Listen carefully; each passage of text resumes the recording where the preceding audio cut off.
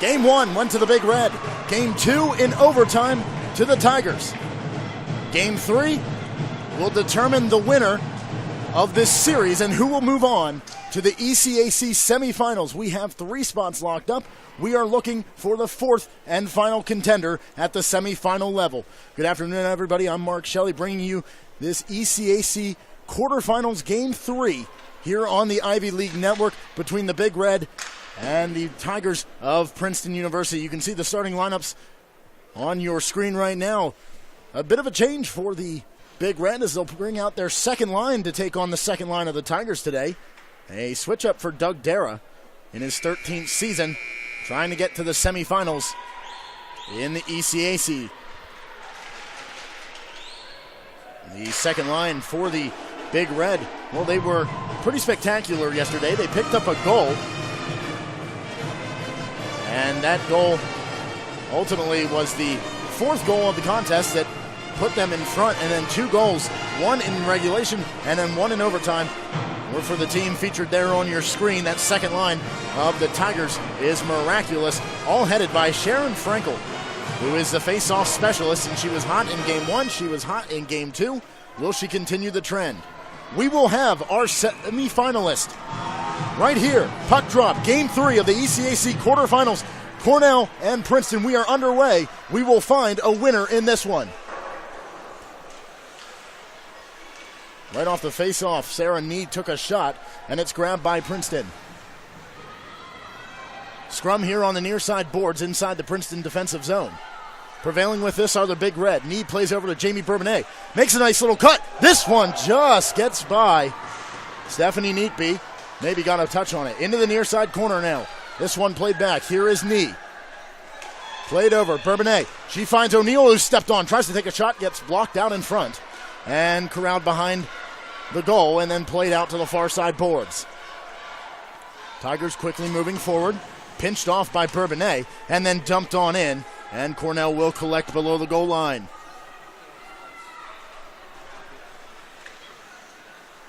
First line out for the Big Red, as O'Neill will just tip this on into the offensive zone. Into that far corner, she will come up with it. Now Veerman has it, trying to play it across. Maddie Mills, the rookie of the year in the Ivy League, got a stick on that one. And now Harris has it for the Tigers and tipped on to DeClerc. Kendra Neely, the freshman, feeds forward, trying to find O'Neill, the player of the year in the Ivy League, as this one pops straight up and then collected and fed back to Neely. Tries to just rip a shot off, and this one over to the corner. Here is Graham stepping on the ice for the Big Red, and then Joey Phelps comes to her aid. Loose puck below the goal line in the defensive zone of the Tigers, and a scrum in the far corner. Diana Buckley is there, trying to rip this puck away. They have Marinasi pinned up against the boards. Finally prevailing with this are the Tigers, and then they just loft it out and over the hands of Devin Fascianato. Cornell, for the second straight game, will be without freshman sensation Willow Sublosion, who brings a lot of speed and the shot blocking ability, as Buckley takes a shot and gloved by Neatby. And we'll have our first stoppage of play. 17:55 to play in this scoreless first period in Game 3. So Sublosion out for the second straight game. She took a shot in Game 1, a very physical game all around. And we have not seen her since that first game, as his faceoff is won by the Big Red. Played behind, Curlew can't handle this, and then Sicarda can come up with it. She had a big game, including a goal yesterday in that overtime victory. Here's Ebel. Carrying has Griffin with her, and then lofts this one down low, takes a bounce off the end boards, and the arm is up, and we'll have an icing back down the other way for a face-off in the defensive zone for the Tigers. Game 1 was a low-scoring defensive affair. In the last 1:42 of the second period is where all 3 goals in that one came to the way of the Big Red. 1 in favor of the Tigers, and the Big Red prevailed 2-1 in taking Game 1. Looking to take Game 2, but it was an all-offensive start for the Big Red that was thwarted, as we'll have our first penalty, and then the arm is up. And we're going to have a checking penalty, and Amy Curlew will be the first victim of the penalty box tonight. And the first man advantage for the Tigers, trying to ride the momentum of winning that game in overtime. That's what the story was in Game 2. A lot of goals, 9 to be exact. It was tied 4-4, then 6:41 into overtime.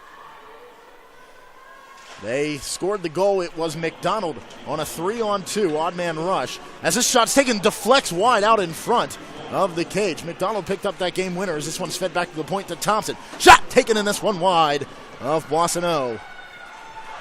This one cleared all the way down the ice. Good clear for the Big Red. 142 on the penalty kill as this one's dumped around to the near side boards. Stephanie Sicarda brings it forward. Played into the neutral zone. There is Thompson, and she will just rifle this one in behind the end boards. So Dar over skates, has that one poked away by Bullock, and then knee physically pinches off on the boards. 1:15 on the penalty to Curlew. Cornell facing a 5-on-4 power play for the Tigers. 16:35 to play here in the first period. Speeding in the neutral zone is Falk. Kicking, she goes down.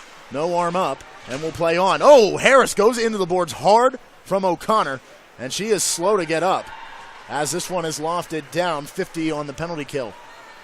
So Harris, she's on her feet but laboring as she'll quickly come to the bench.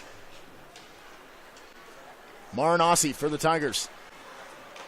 And this one played across the Bullock. Can't handle it cleanly, and then collects it again on the near side boards. Stopping, plays it, and works towards the corner. This one fed back to the blue line with Wallen. Over to Marinassi. Back to Wallen. Feeds forward. Here is Verbeek. She had a goal in yesterday's win. Bullock down low. Feeds this one on an odd angle below the goal line on Boissonneau, and she had a little bit of a struggle with it, but ultimately can pick up the whistle on the cover. So there's 19 seconds left on the penalty to Amy Curlew.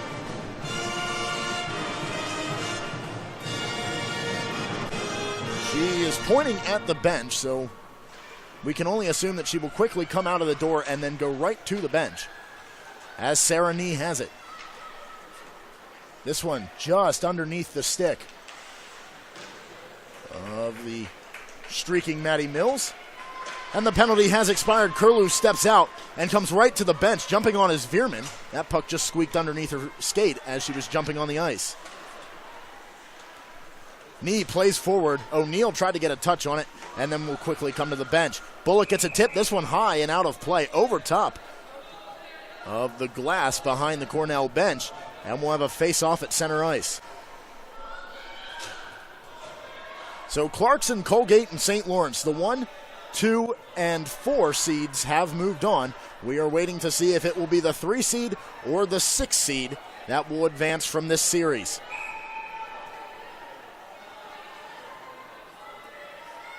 Lund out there with Serdar to take the face-off at center ice. This one squeaks by Griffin and grabbed by Neely. She goes down to the ice on the near side boards, and Griffin bats that one out of the air, tries to play across ice, but then Lund can pick up the loose puck.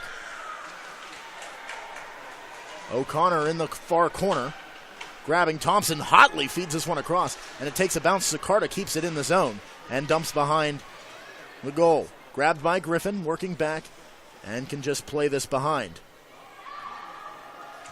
Neely holding up Lund, and they can play it forward, and here is Curlew. Lewis loses an edge, and then steps back up, takes a shot there as she dumps it in from Sicarda, and then played across. Lund gets a stick on it and pops it up to get the touch to avoid the icing. Oh, upended is a Tigers player behind the play. Bourbonnais feeds out in front, streaking on the back door was Graham, but she couldn't come up with it. Now here's a shot. This one taken. Rebound out in front, and a save by Boissonneau. They're trying to clear it, but it's collected by Bullock down low. Verbeek in the corner. Here's DeClerc working below. Buckley comes up with it, and the Big Red will try to move up ice. This one out of the reach of Fascinato. Grace Graham was there, but could not get there before Marinassi for the Tigers. Mills runs into Falk. The two 22s on the ice connect. Here is DeClerc. Now Frankel. She's been hot on the face-off, now trying to be hot offensively as she gets stood up and down to the ice. Fed cross ice, turnover in the defensive zone. Shot taken by Bullock. She goes down, arm is up. We'll have a delayed penalty coming. Whistle blows. And Veerman is headed to the box. Princeton 0 for 1 on their initial man advantage. They will have a second chance at it, as Veerman will sit for 2 minutes. Doug Darrow wants an explanation here on the bench, so we will get a quick word from the referee.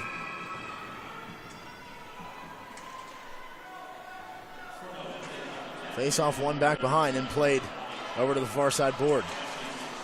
This was just thrown out in front. Bullock got a hand on it and then finally cleared down ice. 147 on the penalty kill. Thrown in towards the end boards, collected by Sarah Nee, and she rifles this one out. Squeaks by Thompson all the way back down the ice. 12:58 to play here in the first. 1:33 left on the penalty to Brianna Veerman. One of the keys to the game, if Cornell wants to win this, is Lewis has a chance here to grab this puck and dump it down farther. 1:17 to play. One of the keys for Cornell to come up with the victory here is to stay out of the box. They are the first 2 penalties on the board. Rather undisciplined. As Graham falls, here's McDonald working on the backhand, and Boissonneau denies her from the edge. Played back to Marinasi at the blue line. Forward. McDonald rips a shot. Boissonneau makes a save, but this one squeaks free. McDonald didn't know there was a rebound, and she was headed off the ice. 45 on the penalty to Veerman. 5-on-4. Tigers have the advantage, still scoreless here as we hit the 12-minute mark remaining in the first period. Game 3 of the ECAC quarterfinal, the winner to the semifinals. Slung on around, and this one down the ice, and now a foot race is on.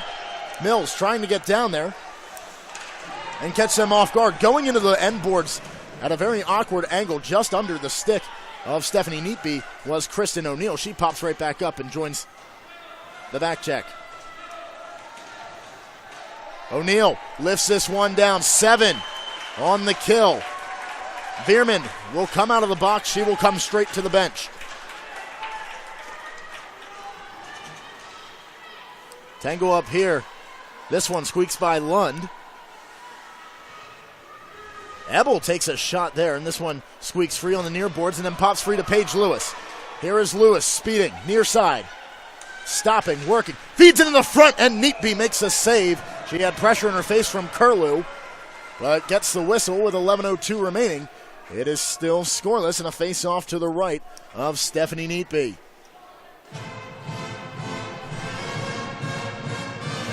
The big key to this game, if you're the Princeton Tigers, is to keep up the physicality. Game 2, the physicality sort of took a step backwards, not a huge step, but ever so slightly. Game 1, very physical. A lot of people popping up from the ice rather slowly. As Veerman putting pressure on, trying to steal this away in the defensive zone of the Tigers. Neely keeps it in play. Veerman loses control of this, and it's grabbed by the defense of the Tigers. And Wallen will play cross ice, and this one out of the reach of Ebel and back down the ice. Icing is waved off, so Neely will collect for the Big Red. Mills just rifles this one forward, and Neatby can play it behind the net. 10:20 to play here in the first half, the first period, as we are midway through.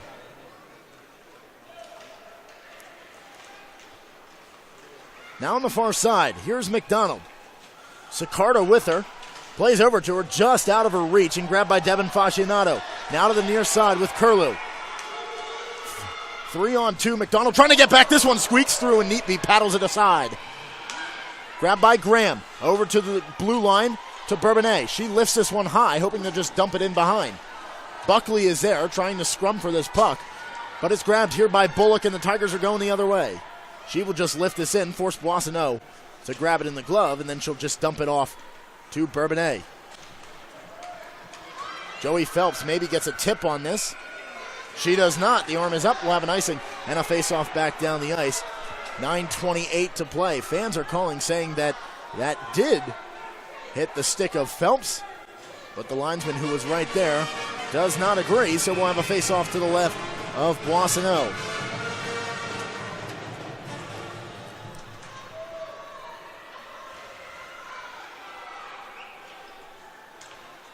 Face-off won by the Big Red. Bourbonnais out of her own defensive zone plays forward. And Buckley gets a skate on this to prevent icing. Graham in the corner has that one ripped away from her by Marinassi. And then coming to the rescue is Finley Furchett.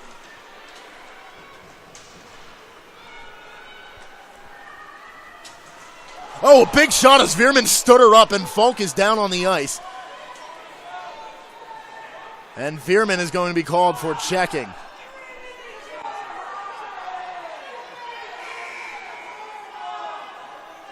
They are coming to check on Falk. She is still down with 8:54 to play. And Veerman absolutely trucked her. They say it is a penalty, and by definition it is, but it appeared in just the sheer momentum, the two players trying to work into position collided with each other, and that's why Falk is still down. But nonetheless, Veerman will sit for 2 minutes after they are finished checking on Kirsten Falk. She will pop back up and will just be helped over to her own bench to be checked on. Stay connected with the Big Red all year long. Be sure to follow Cornell Sports on Twitter, Facebook, and Instagram for all your Big Red updates, news, and more. Follow all the accounts for video highlights and in-game stat updates. So after the penalty, the third man advantage for the Tigers. They are 0 for 2 so far. This one won to McDonald, and then Sicarda has it at the blue line, spinning just to keep it in. And back to Bullock. Sicarda with it at the point, plays over to the blue line to Thompson, takes a shot. This one gets blocked in front and skied into the face-off circle, and then dumped back out and underneath the stick of Sicarda, and a clear down the ice. 1:36 on the penalty of Veerman. Back-to-back penalties for Brianna Veerman. And Cornell facing their third penalty kill.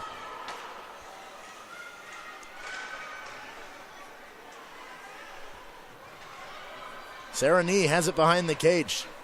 In the ECAC, the Big Red sit atop the penalty kill department with 92.5%. They have killed off 2 already, trying to kill off this third.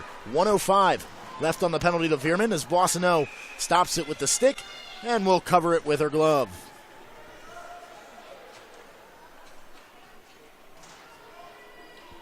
So we'll face off coming to the far side.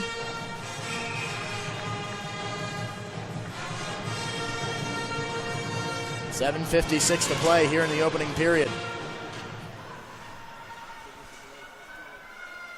Marinassi into the corner with the clerk. Back to the clerk. Over to Wallen at the blue line. Working forward, Verbeek. Marinassi takes a wrister. This one gets blocked out in front by Neely and then collected by O'Connor as she backtracks below her own goal line. 38 on the penalty of Veerman. Serdar is able to just backhand this one out of play, and she will come for a change. O'Neal steals it, but she was across the line. Was Paige Lewis. And so we will have an offside and a face-off outside the zone. 28 on the man advantage for the Tigers. O'Neal has it. Same spot. Now stopping, trying to just kill time off of this penalty. She gets tripped up, goes down to the ice, and we'll have a penalty, and Bullock will head to the box for hooking.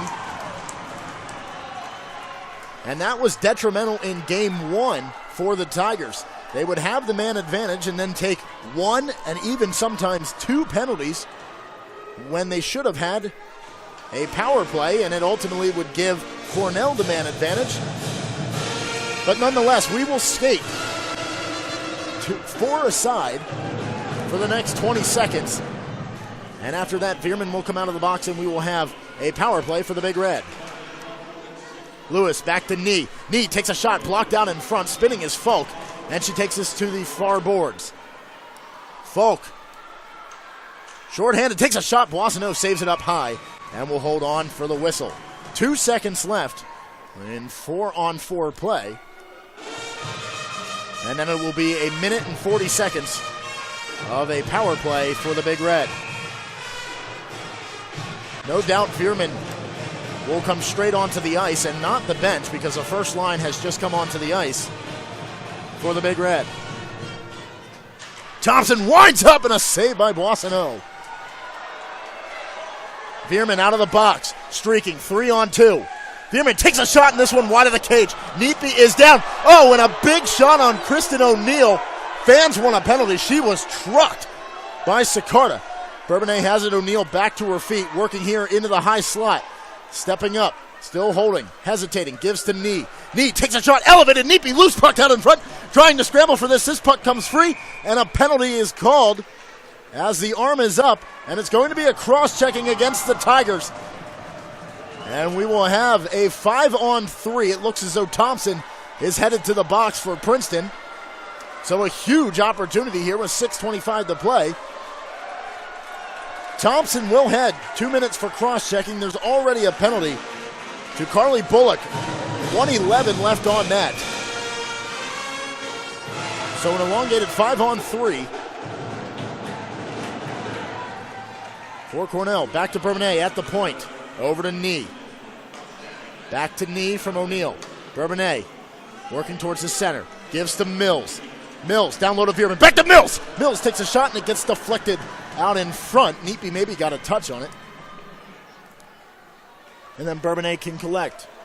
50 seconds before it becomes a 5-on-4. Still skating 5-on-3 are the Big Red. O'Neill working below the goal line, wrapping around behind. Bounces off and gives to Bourbonnais. Up to Veerman. Veerman back over to Knee. Steps up. Rips a shot. Neepy makes a save. Rebound scores!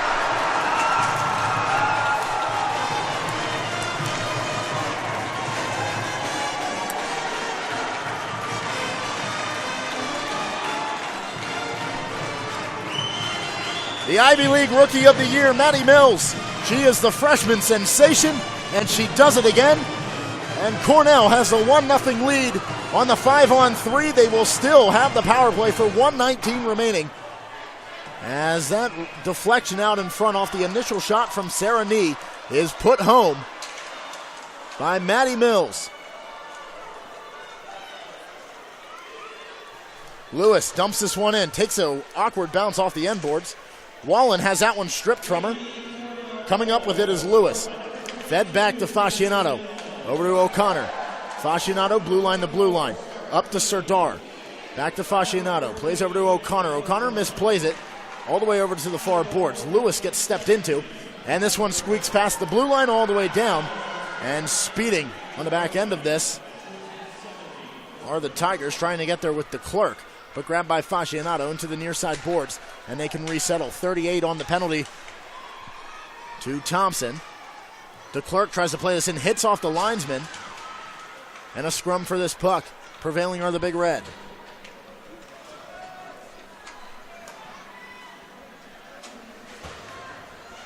Buckley just dumps it in. Marinassi is there. She gets upended, trying to play this back to the blue line. And Knee will play in, and then this one ripped out. Griffin stood in front of it, so kept in the zone. And 7 on the penalty kill for the Tigers before we skate 5 aside. Tango up. Out in front, Mills trying to get a tip on it and went the wrong direction. Grabbed by Knee. Even strength. Bourbonnais takes a shot. This one wide of the net. Past Neatby. Knee has it again. Over to Bourbonnais. Back to Knee at the point. Settling. Takes a little wrister, and this one squeaks wide of the net. And then back out, and Knee will collect in the neutral zone. Cornell will vacate the offensive zone, and they'll bring fresh legs onto the ice as the third line steps out. Intercepted in the middle zone by Phelps, and then left for Jamie Bourbonnais. Here is Buckley. Has that one knocked off her stick. Grabbed by McDonald. O'Connor gets run into. And now a scrum here between Buckley and Griffin before Griffin pulls off. Neely spinning away. Lund putting pressure. She'll leave it in the corner. And played forward into center ice. Collision there as that puck squirted free. And now played up on the near side boards. Buckley forks this one in and spun around behind. And Cornell makes a change. This one gets deflected. Almost stays in the zone. It is out, so they will have to touch up. And then can chase on in. 3 minutes to play here in the opening period. Cornell scores on the 5-on-3 advantage to make it 1-0. It was Maddie Mills off the shot taken from Sarah Nee. The rebound down low, and Mills put it home. Here is Serdar waiting. Tries to throw this in front. Now working in the corner. Here is Lewis. Bourbonnais fakes a shot. Working. Fires this one up high. Blocked by Wallen. She goes down. She is still down on the ice. Yet to get back to her feet. Lewis down low. Waiting. Circling back around behind. To the circle. Throws one on net. Gets her own deflection. And Fascinato plays it around. Below the net, Curlew loses that one, and then it's played out to the far side, but Bourbonnais has it. Working in the corner. Cuts back into the middle. She gets tripped up, and a penalty coming, and it's going to be against Carly Lund, as they have yet to touch it up. So Cornell will play on. They will bring the extra man off. Wasano is out. Mills out in front. Takes a shot. This one gets blocked aside. Down low spinning, trying to shield Wallen from it. Coming up with it is Mills. 1:53 to play. And finally, Wallen gets a stick on it and a stoppage of play.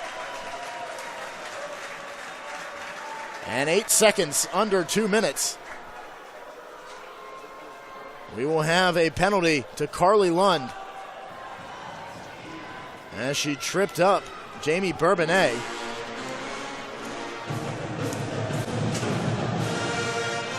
And so the third man advantage for the Big Red. They are 1 for 2. Coming on that 5-on-3, and that's the difference maker right now. 1-0. 1:52 to play. Face-off won by the Big Red. Back to O'Connor. Plays forward. Lewis has that one hit off of her awkwardly, and then DeClercq shovels it down the ice.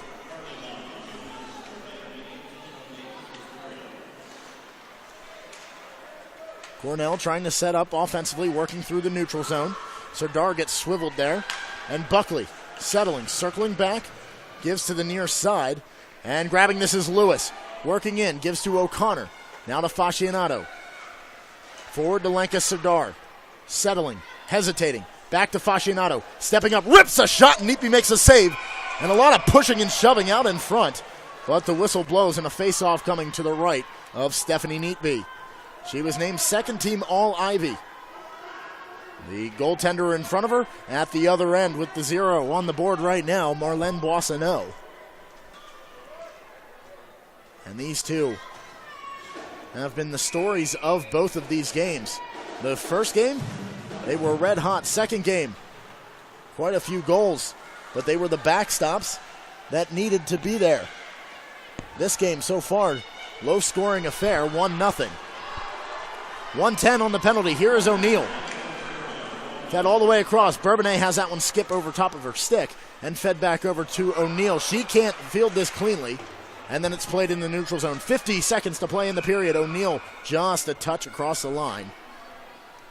And it's offside. 48.7 to play.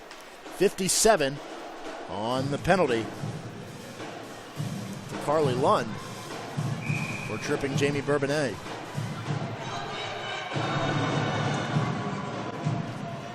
Face-off one in neutral zone. Poked forward by Griffin. Working, makes a deke. She gets upended as Bourbonnais stuck a hip in there and took her down. Here's Mills.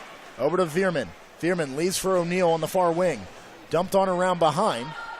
And to the near side boards. Just under 30 seconds to play. Mills places it behind, battling Wallen down low. Wallen goes down. Veerman feeds out in front. Nobody's there. And this one squeaks all the way down the ice.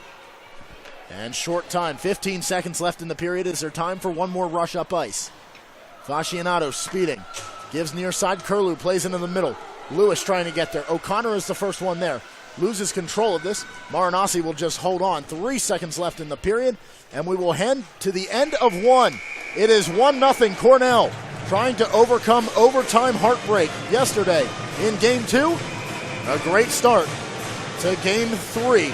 The winner to the semifinals. It is 1-0 at the end of one. Cornell on top here on the Ivy League Network.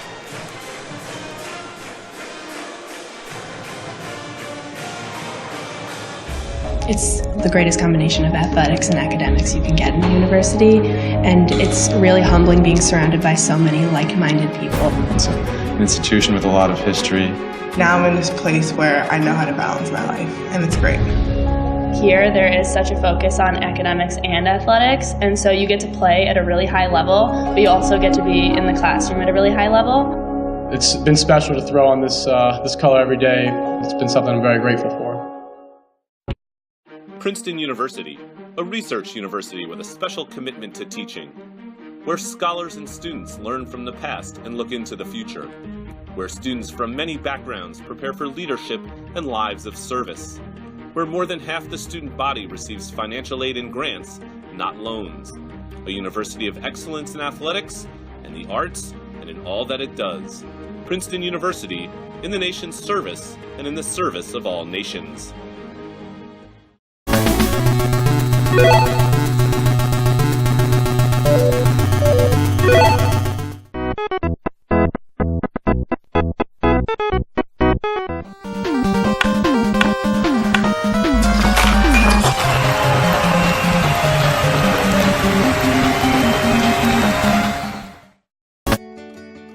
I take a lot of pride in saying that I'm from the Ivy League. To be an Ivy Leaguer is an honor. You just feel the tradition. You got into one of the toughest schools in the country. You're at the highest level in academics, and you want to compete at the best in your sport. It's just fun to say that you're an Ivy Leaguer. You know, your conference name as an adjective to describe yourself. The more time that I spend in the Ivy League, the more I realize just how special it is, and the people that go here and the people that have graduated here and the networks that are around. It never ceases to amaze me. Maybe in 25 years, this guy's going to be running for president, and oh, by the way, I sat in with him freshman year. You are going to be pushed to do more than what you were capable of. It's been fun to take what I've learned over the years and now pass it back down to my younger teammates. And it's just very amazing to know that you are forever going to be a part of a tradition that solid and significant.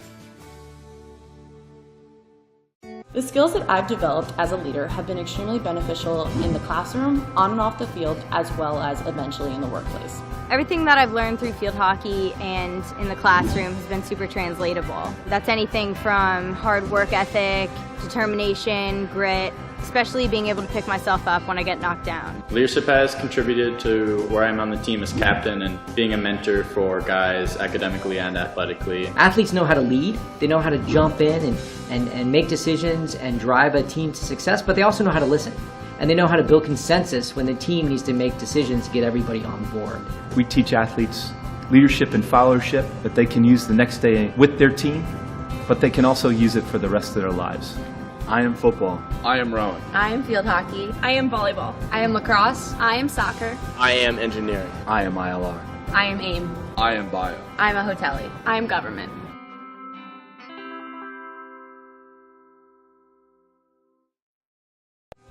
Cornell made a terrific impression on me. The principal influence it had was that it made a journalist out of me. They still ring the chimes.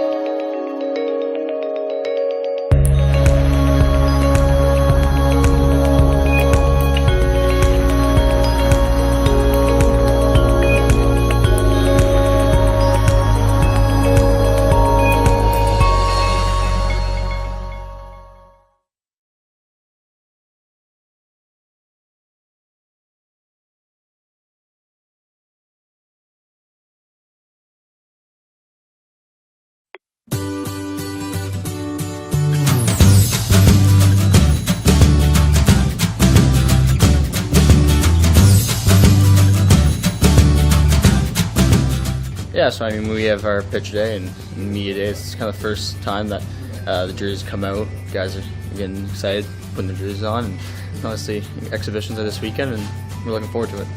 Yeah, it's fun every once in a while. We get the boys and make fun of some of the guys who take about 30 minutes to do their hair. But yeah, it's good to be out here and get some time with media. But it's been great to be back with the guys and get going on the season here. Today's a great day. Obviously, the media day is huge. Just, now we know that there's games coming up in a couple days, and everyone's really excited. I think we've had a long time, a long off season, and we're just ready to go. It's fun. Obviously, it's we've been working hard. We just started official practice on Friday, so it's obviously been a grind the past couple days. But the photo day is fun. Everyone likes to get together and do some goofy stuff. But obviously, we're just looking forward to Saturday and Sunday.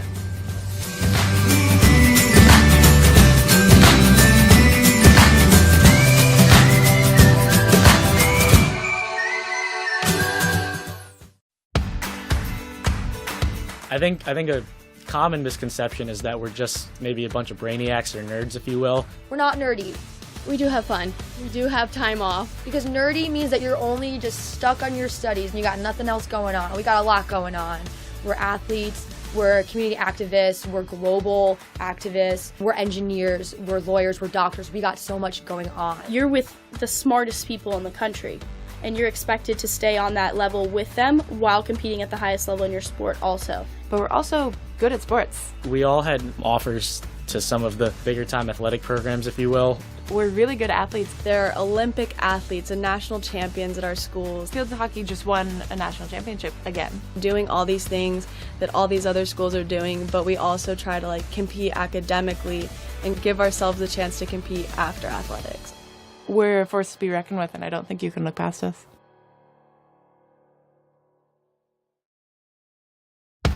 I've been told the 4 for 40 rule. You have 4 years here for 40 years after you graduate. It was a 40-year decision, not a 4-year decision. You want to win. You want to be the best in anything. And so being in some place that's so competitive in all aspects of life is going to make you more competitive in the future, and you'll strive for more, you'll want more, and you'll be a better version of you. I think we all can identify the fact that this is all 100% worth it. Because there's so much you can get out of it. You're testing yourself every single day.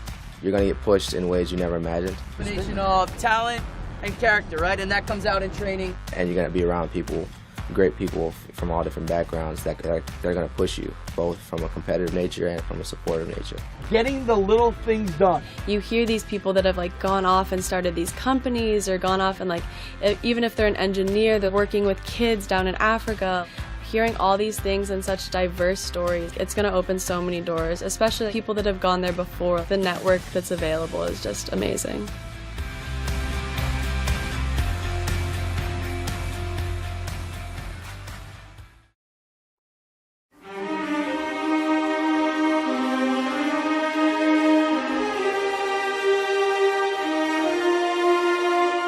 So what impresses me so much about our student athletes is, of course, they're successful academically. I think that's almost a given.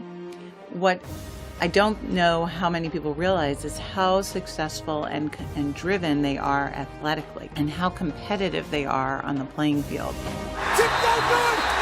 Unbelievable ending! It's clobbered! And how much their sport means to them. Princeton is going to the NCAA tournament! We have national champions, we have Olympians, we have individuals that go on to professional athletic opportunities. The Yale Bulldogs are national champions. And so the athletics part of what our student athletes are involved in is important.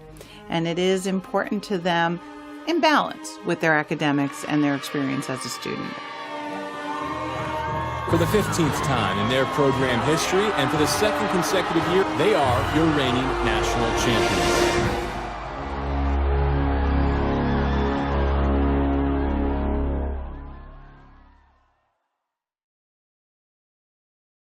An Ivy League student athlete. It's someone who excelled on the field, excelled in the classroom. I think they build off each other. Balancing a Division I sport and academics. I wanted to be able to keep my athletics and academics and excel in both. While they take time, they do help me sort of manage my life. You have to have a good plan each and every day. You have to get up and be ready to attack the day. Knowing that your coaches are there for the support and knowing that they understand what you went through. Like our new head coach played softball. She was an engineer. She understands what it's like. While we're on the field, guys are competing. As soon as they get off, they're competing in the classroom. When you have a group of guys or a group of girls, that can help push you and, hold you accountable. It keeps you focused, makes you use your time really well. You just have to be good with time management. You go into your career, you've already had experience with, I know 3 hours a day I'm going to have to be here. It's nonstop, but I think, there's so much support. I think it prepares you really well after you get out of school. And it really opens a lot of doors and gives you a lot of opportunities.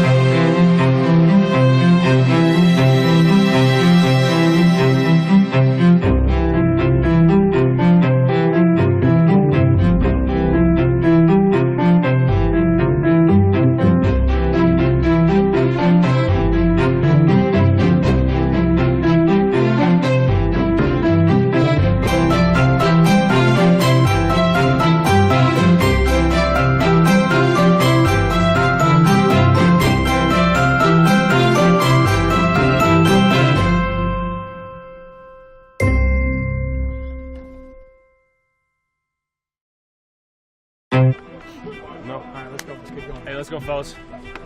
Hey, remember what our goal is. Our goal is to win an Ivy League championship. Let's go. Players on 3. 1, 2, 3. Turn! It's the culmination of so many hours of hard work in the season, in the summer, with your teammates grinding it out through the year. More than a ring or a medal or anything, it's great to celebrate with your teammates that you've done it. You worked really hard for something, and you accomplish your goal. I think that means really being at the top of your game in every single way. You have to be great on the field, and you have to be great off the field to stay eligible and keep playing. Nobody goes into their sport, nobody goes into athletics saying, I want to be second best. Everybody wants to be the best. That's the whole point of athletics. That is that competitiveness that we all love, and that's what we're here to do. Hearing about Princeton last year, going undefeated, making the tournament To represent us in the NCAA tournament is amazing. And field hockey just won a national championship again. Coming from the Ivy League, you got NFL guys, you got NBA guys, you got WNBA girls, you got guys going professional in every single aspect. Olympians on all kind of teams. When you step on the court, the field, the track, you're going to get some of the best athletes in the world. We're a force to be reckoned with, and I don't think you can look past us. And the celebration underway, and they are heading to the big dance.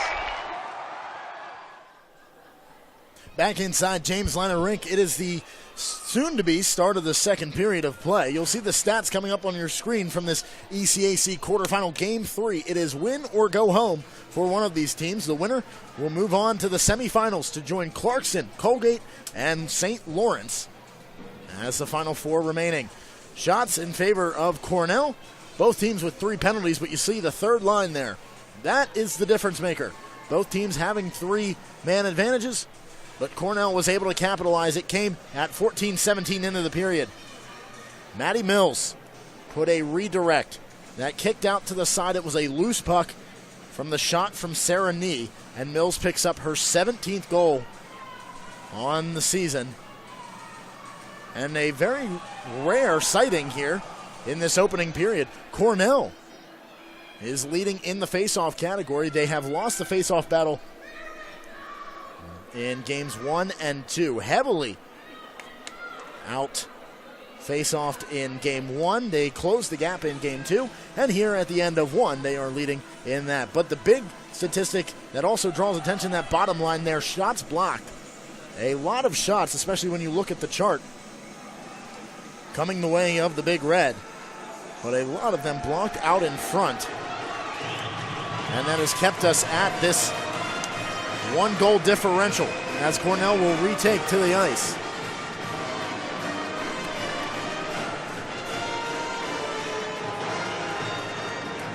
We will get set for second period of action.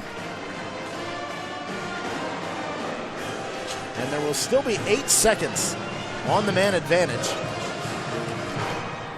On the penalty to Carly Lund. She tripped up Jamie Bourbonnais with just under 2 minutes left in that first period. And so Cornell will have the man advantage for 2 ticks under 10 seconds to begin this second period of play.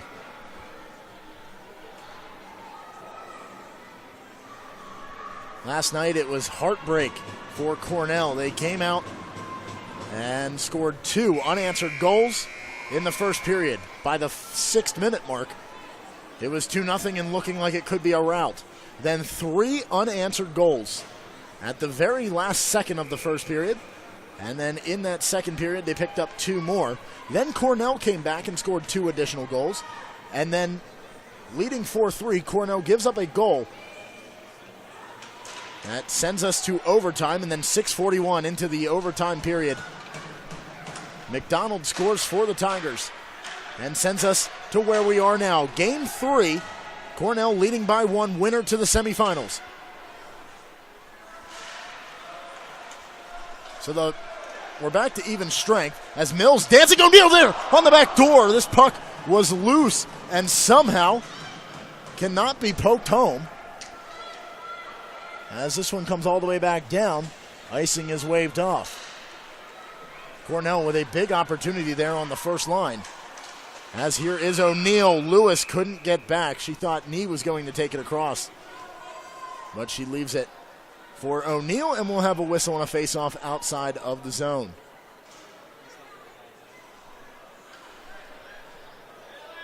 And excuse me, that will be a penalty.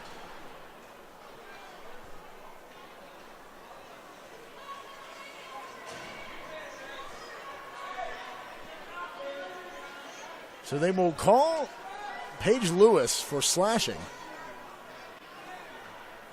And she will head to the box. And a bit of confusion there. As this faceoff quickly won in their own defensive zone and cleared out by Cornell. And back down the ice. And they can quickly regroup defensively. 10 seconds have tipped off on the penalty to Lewis for slashing. The 4th man advantage for the Tigers. They are 0 for 3 already.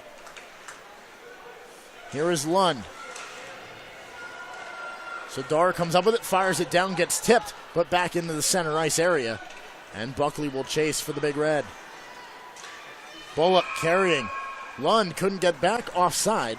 And this time it is called offside, so we'll have a face-off just outside on the far side of the ice.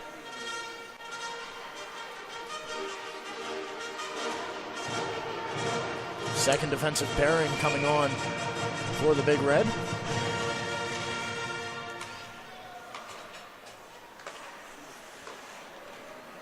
In the neutral zone, and then backhanded in. Here is Falk. Falk takes a little wrister and a glove save. Well, she got it right in the... It was in the glove and then popped into her midsection, but she'll hold on nonetheless. 18:34 to play. Cornell leading by 1, 1:13 on the penalty to Lewis. Princeton was 2 of 5 on the man advantage yesterday. Currently 0 for 3.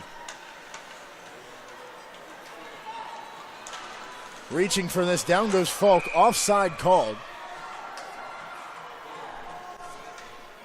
And a stoppage of play will go near side dot.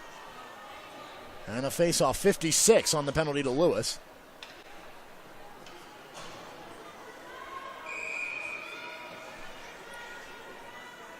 So Mills made it 1-0, 14-17 into the first period.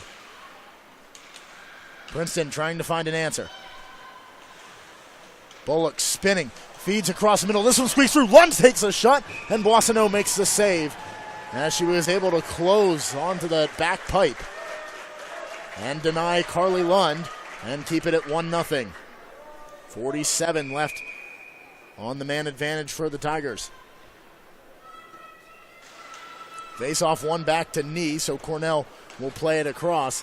And then Bourbonnais will rifle this one forward out of the hands of Bullock. And here is Buckley. has Serdar with her, stopping, takes a low-angled shot, and saved by Neatby.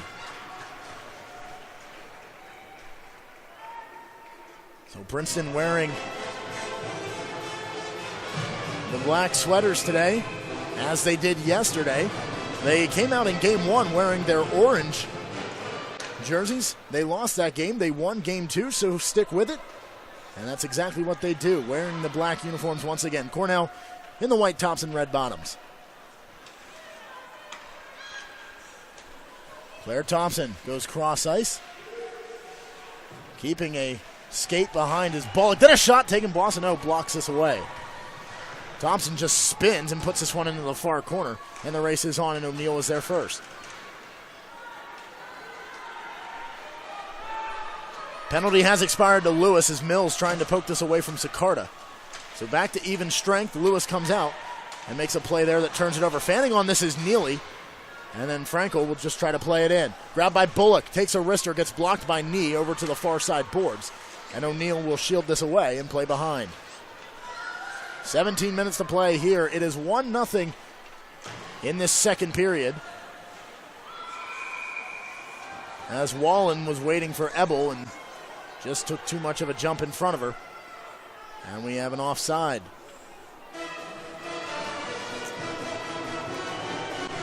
In the ECAC, this contest, Game 3, is the only game, male or female, in ECAC hockey on this Sunday afternoon. In fact, it's the only event on campus today here at Cornell University, as this one bounces around from player to player in the neutral zone. Stealing this is Serdar. Speeding forward. Will settle on the far side, and Curlew will come up with it. Plays back to Neely. Thought about it, now works to the far side boards. Shielding away, stopping, and then plays behind. Grabbing this is Curlew, trying to split two defenders, and coming up with it is Lewis. Played back to the blue line off the board, squeaks by O'Connor. And back into the center ice area, where she'll work backwards and then play forward. Intercepted here by Falk, and now a scrum on the near side boards. Coming up with this is Phelps. Working, feeds over in front, Buckley gets a touch on it, and this one out in front, and Neatby finally gets a cover, and a whistle blows. That one just bounced around for a couple seconds. And Neatby kept her eye on it and is able to get the whistle, and a face-off to her right to come.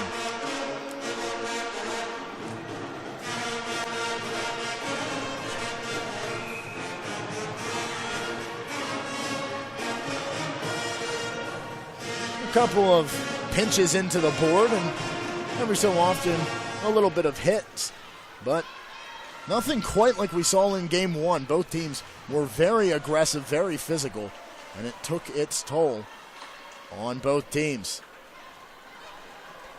This one all the way back down. 15:40 to play. We'll have a haltage of action. And a face-off down on the other side of the ice, as it is called for icing. Princeton has never won an ECAC title, while Cornell, they have 4 of them. Well, you can't think about winning either your first or your fifth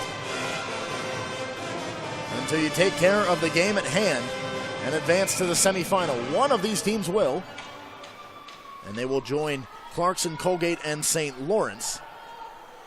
That's the 3 teams that have already clinched, and this game will determine who will have that 4th and final spot in the semifinals. Thompson just spins this one around off the glass and poked by O'Neill. Brought forward, speeding is to Clerk. Shielding, and then she loses that puck. And grabbed by Mills. Up to O'Neill. Squeaking this through. Still has the puck. Makes a move to the inside. And has that one poked away from her. In the far corner, the Tigers have it. De Klerk makes a move. And then this one's stolen away. Here is Mills spinning, working to the near side. Gives back to the blue line with Fascinato. And then this one is picked off, and a nice move made by Thompson. Claire Thompson working. Takes a wrister. Boissonneau makes a save. Cops up for a rebound, but her teammates help her out. In the midst of a shift. Cutting, here is Serdar. Nice move. Takes a wrister. And this one caught the inside leg of Marinasi.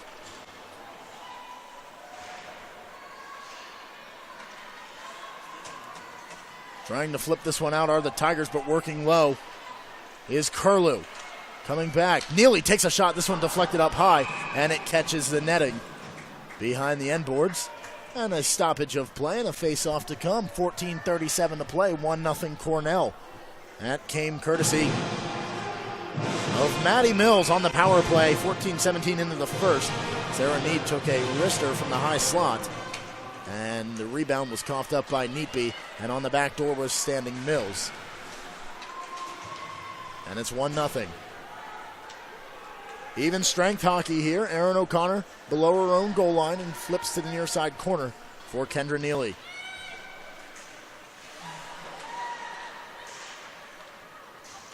Tigers come up with it, played over to Lund. Lund takes a wrister. O'Connor blocks that and then grabbed by Curlew. Defense trying to get back. Curlew cuts around in that corner, feeds on in front, and Neatby gets a stick on it as this one almost to the back door where Buckley was rushing to close the gap, and Neatby somehow gets a stick on it and then covers it.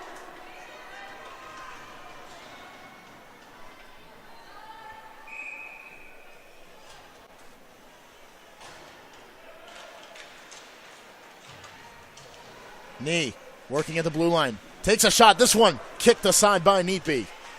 Thompson below her own goal line. In a scrum here, muscles off Phelps and can move the puck forward. Tangle here on the near side boards inside the Tigers zone.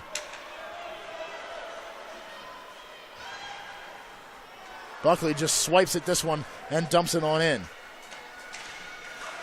Coming up with it. Shot taken in this one. Kicked aside by Neatby from the shot from Graham. O'Neal plays back, trying to get this one, just kicks it aside, and then played into the neutral zone. Cross ice, here is O'Neal. Over to the middle, Veerman gets a stick on this one, but it pops to the near side boards. Losing an edge is Ebel, she crashes into the corner, and now the far corner, spinning here is Griffin. Back to Neely, rifles a shot, and this one gets blocked out in front by Lund. Back to Neely. Oh, behind the play, Griffin throws down O'Neal.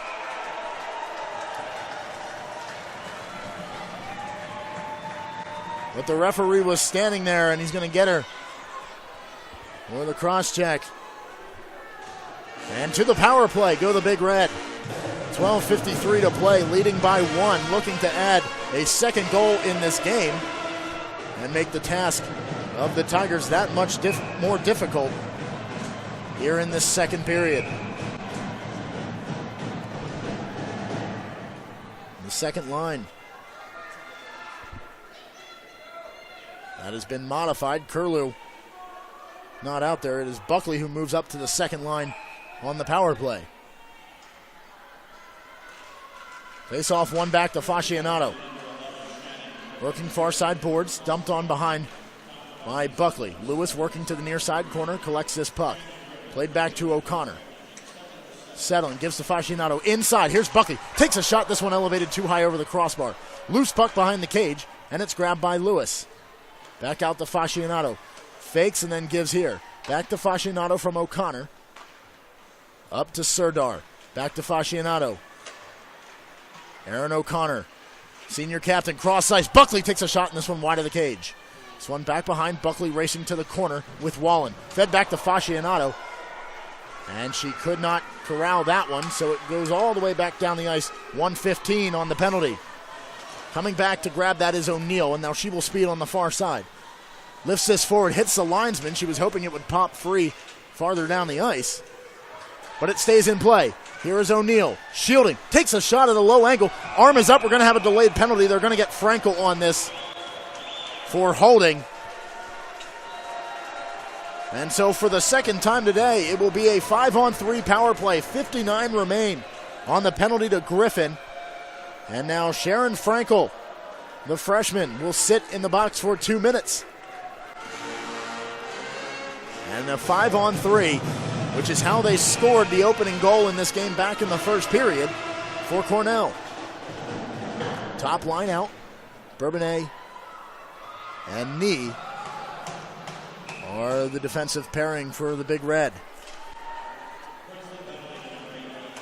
Sarah Nee.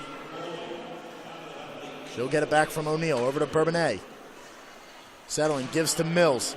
Steps up, blocked. A second chance opportunity, and it's gloved by Neatby.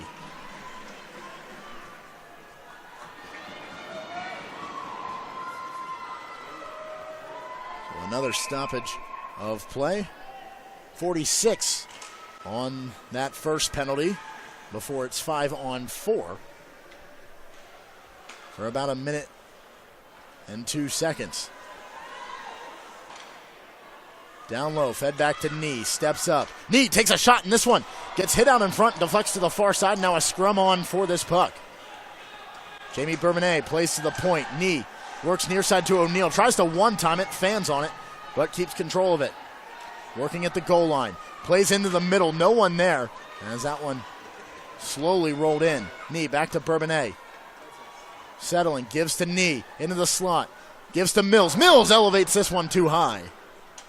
Played back along the boards, and O'Neal misplays it to Bourbonnais and back down the ice. So the first of the two penalties has expired. 57 seconds left on the penalty to Frankel. Serdar waiting down low. Near side boards with Lewis. Back to O'Connor. Fascianato. Serdar over to O'Connor. Settling. Working into the circle. Feeds cross ice. There's Serdar. Takes a shot. This one squeaks between the legs and wide of the goal mouth. Fascianato soccers this one to keep it in play. Serdar takes a wrister. Blocked by Sicarda and then cleared down the ice by DeClercq.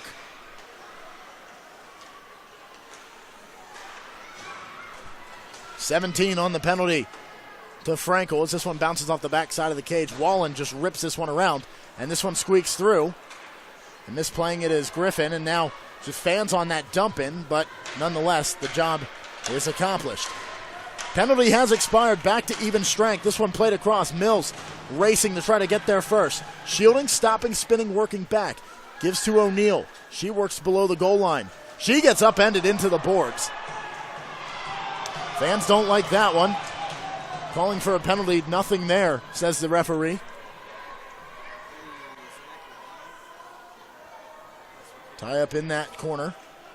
O'Neal and Veerman are there for the Big Red. Wallen and Frankel. And finally the Big Red come up with it. O'Neal gives to Bourbonnais. She takes a shot. It gets blocked by McDonald, and then O'Neal can come up with it and work to the far side boards. Played back behind and intercepted. Falling is O'Neal into the linesman, offside. So touching up are the Big Red.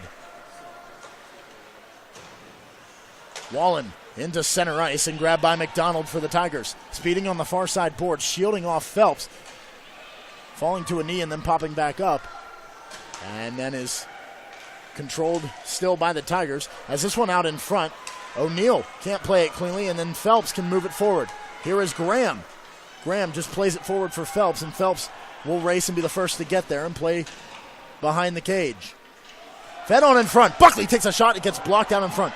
Ebel gets swiveled down on that blocked shot. And a shot taken by Buckley. Loose puck and a scrum here. This one squeaks on by to the end boards. Arm is up, and a battle here for this puck. Grabbed by the Tigers, and a delayed penalty. Again for checking coming to the Tigers, and Cornell will be back on the man advantage. Watch live and on-demand content of the Ivy League all season long on various platforms including Apple TV, Roku, and on the new mobile app. You can always find it at ivyleague.tv. Subscribe today to the Ivy League Network. Shots are in favor of Cornell, 16-11, as they will head back on the power play. On the checking penalty to Carly Lund, her second trip to the box today.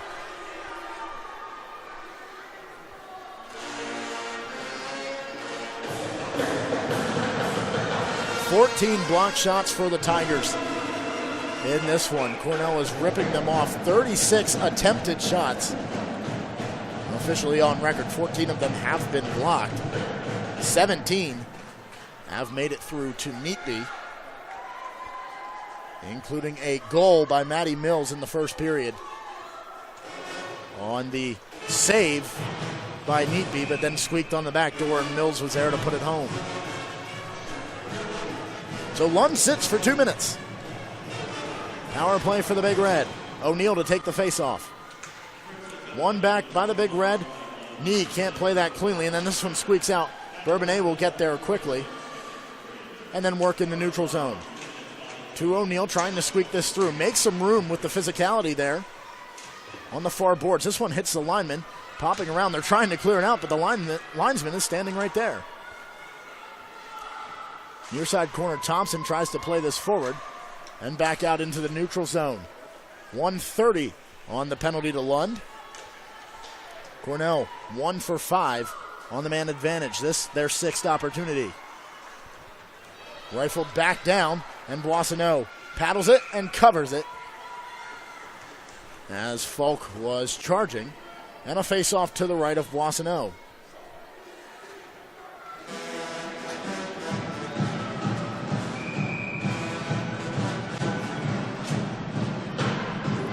Buckley to take this face-off. And Frankel the face-off specialty for the Tigers, and she wins that one. O'Connor with pressure coming. Works to the far side and then behind the cage. 1:05 left on the penalty to Lund. The 6th man advantage for the Big Red. They have capitalized on their opportunity earlier in the first period on the man advantage. This one bouncing down low and then played off the boards and back out. 45 left on the man advantage for Cornell. Dumped on in, and they will chase. Wallen is the first to get there, tries to play this up the boards, and misplaying this is Fascianato. And then O'Connor plays to the near side. They play it back. They have to come back into the neutral zone to touch up. 25 on the kill for the Tigers. Cornell has not had a shot on this power play. Mills near side with Fascianato. She'll dump it ahead.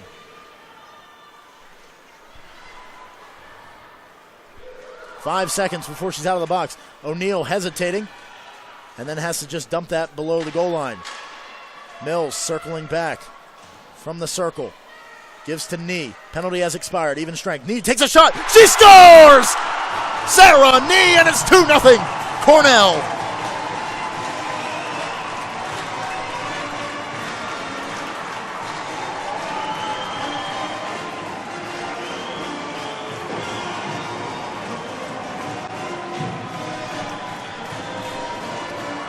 Nee stepping up into the slot and ripping that one on stick side on Neatby.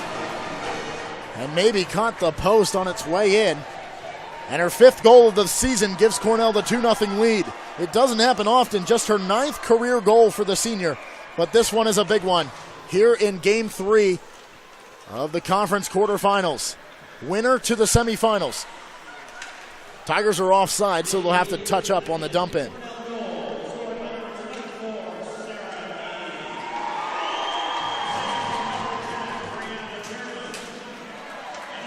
Here is Lund settling back. Bourbonnais and Veerman will get credited for the assist as Bullock plays over to McDonald. McDonald takes a shot, and this one wide. Rebound off the backside of the end boards and then collected by Bullock. Back to the neutral zone. Marinassi just dumps it in off the glass, and touching up are the Tigers. McDonald just took that one high and wide yesterday from the same exact spot on the 3-on-2. She was able to put home the game winner. That sent us to this Game 3. Down low in that far side corner, Tigers collect, and we'll play it out. Ebel, pressure coming on the back end, all alone, making moves. Saved by Boissonneau, and she gets the cover, but the arm is up, and a penalty is coming.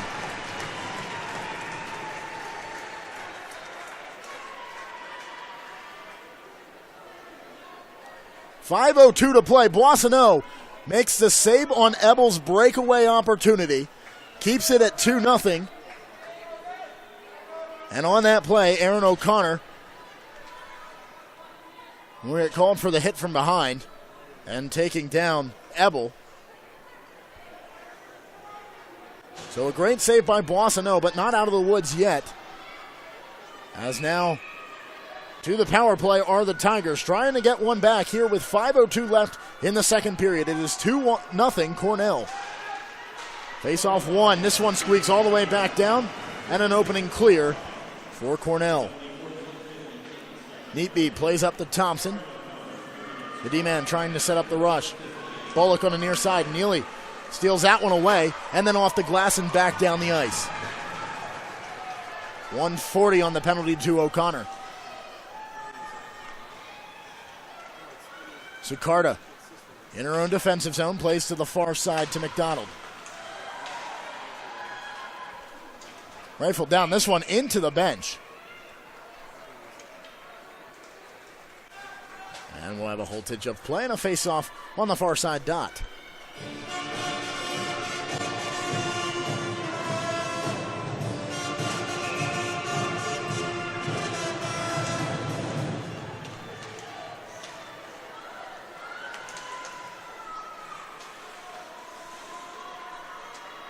So here is Falk on the near side. Plays this one, squeaks underneath the Clerk. Verbeek chasing into the corner. Spinning is Bourbonnais.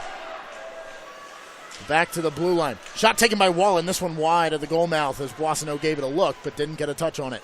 Marinassi keeps it in play. Steps up, fires a shot. Boissonneau gets a blocker on it. This one kicks straight back to her. She's reaching for it and hard into the boards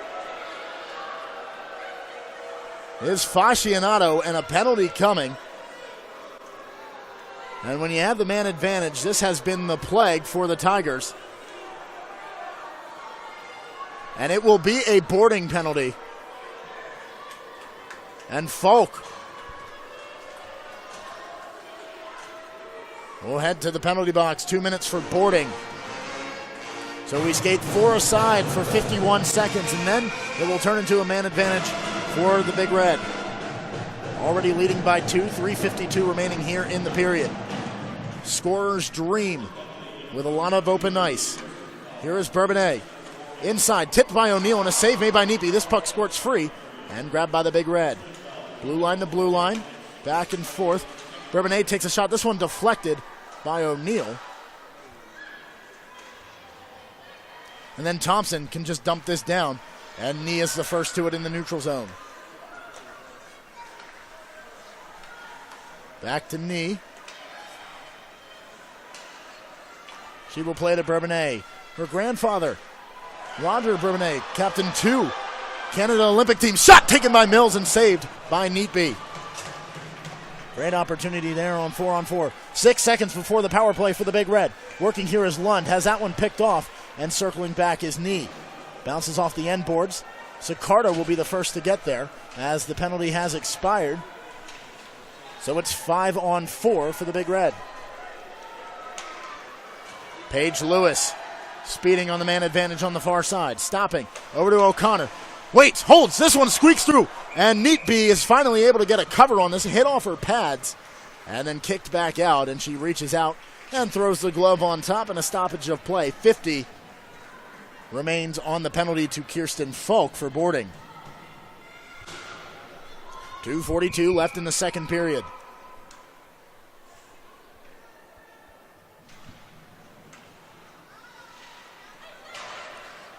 Off the glass and on those far side boards. This one kicks out of the neutral zone. Frankel kicks this one forward just out of her own reach, but killing time off of the penalty. Scrum in the corner, and prevailing are the Big Red. 30 on the man advantage. Kristen O'Neill speeding, holding off. Works, takes a little dink shot out in front. And then this one kicks all the way back.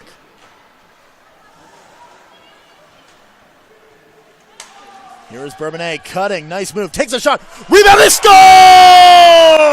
3-0 as Veerman puts home the rebound.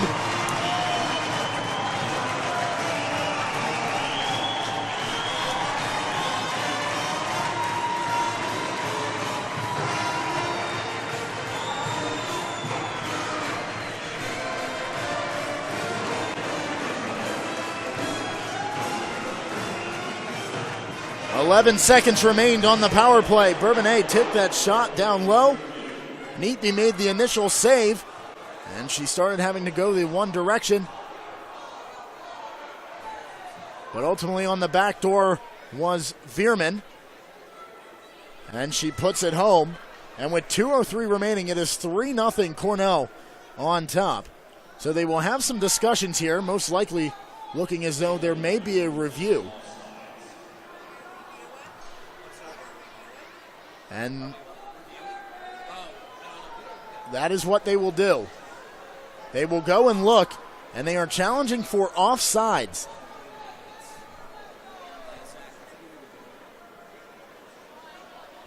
If it is confirmed to be offside and they take away the goal, Princeton a sigh of relief as a hole could become a pit if it is 3-0. So they will look over this behind the net in front of the scoreboard.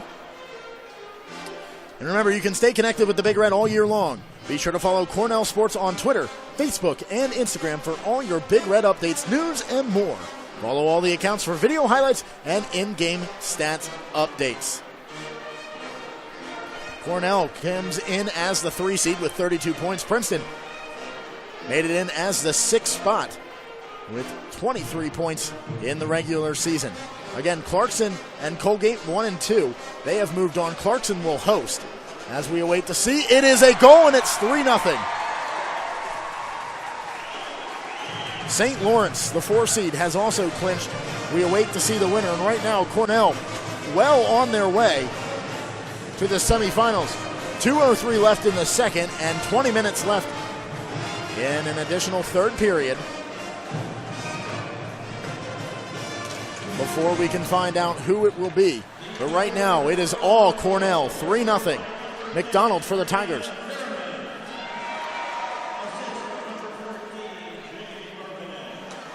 Bourbonnais gets the lone assist. Here is Curlew trying to make it 4-0. Takes a shot. This deflected back. Neepe's down on the ice, trying to just lay on top of this one. And a scrum next to the cage, and a whistle blows. And somehow Neatby keeps that out. She fell backwards on top of it.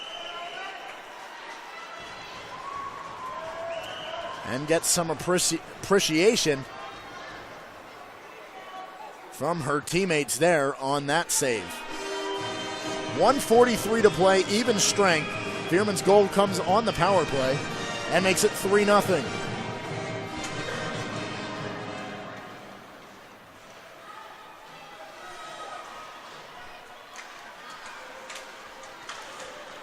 Lund gets tripped up. And a whistle blows and a penalty coming. And it will be Veerman. And she will head to the box. Cornell faithful don't agree with it. Veerman doesn't as well.